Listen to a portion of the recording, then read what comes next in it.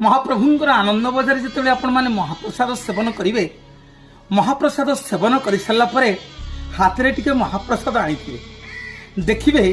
जो 22 पाहाच समाप्त हो फेरला बेले जो 22 पाहाच समाप्त हुए जो जमशिला पड़ी से कणरे देखिए आप अनेक लोक मैंने